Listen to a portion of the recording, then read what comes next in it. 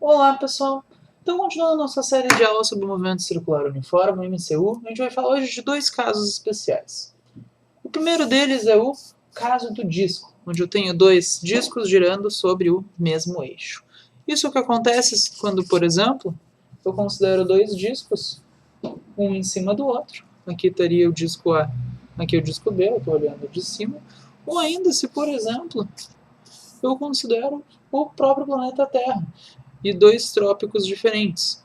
Aqui estaria um, aqui estaria o outro, olhando de cima, eu fico com essa situação aqui, onde os dois círculos, em ambas as situações, estão girando juntos. E aí, o que eu quero saber a relação entre o período, frequência, velocidade angular e velocidade de cada um com a do outro. Nessa primeira situação aqui, é fácil de ver que como eles estão presos no mesmo eixo, como eles estão girando juntos, os dois estão se mexendo juntos cada vez que um anda um certo ângulo, o outro anda a mesma coisa.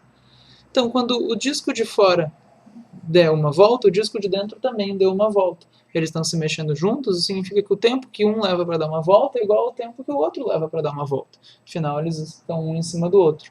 Ou seja, o período do disco A é igual ao período do disco B.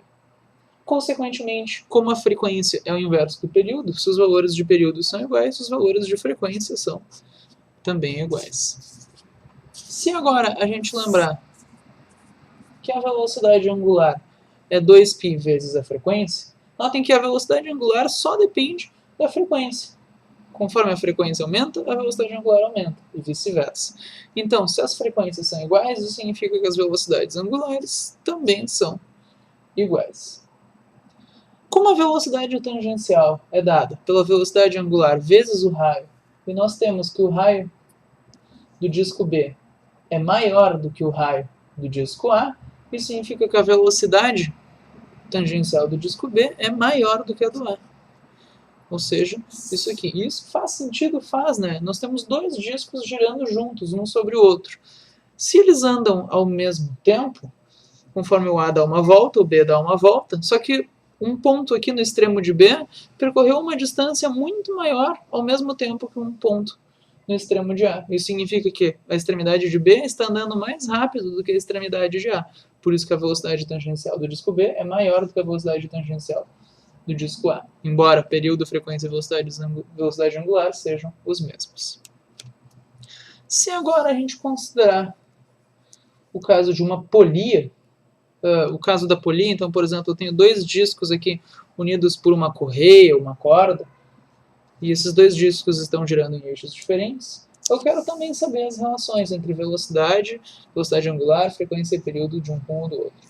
Notem que essa situação em que eu tenho dois discos girando separadamente, unidos por uma corda, por uma correia, é a mesma situação do que se eu tivesse duas engrenagens, uma movendo a outra. A primeira coisa que a gente tem que perceber nessa situação é que é o seguinte: a velocidade tangencial no disco A e no disco B, ou seja, de um ponto na extremidade do disco A e de um ponto na extremidade do disco B, é sempre a mesma. E é o que? É a velocidade da corda, porque essa corda, essa correia que estaria transferindo o movimento de uma para outra. Então a velocidade na extremidade de A é igual à velocidade na extremidade de B, que é a velocidade da corda, a velocidade da correia. Quando a gente vai falar da velocidade angular, se a gente lembrar de novo que a velocidade tangencial é a velocidade angular vezes o raio, os dois têm que ter a mesma velocidade tangencial, mas um deles tem o raio maior, então ele vai ter que ter a velocidade angular menor para compensar.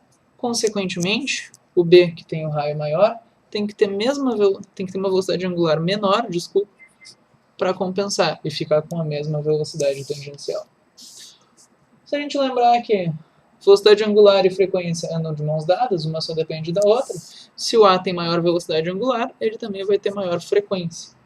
Como o período é o inverso da frequência, quem tem a maior frequência tem o menor período. Então o período de A é menor do que o período de B.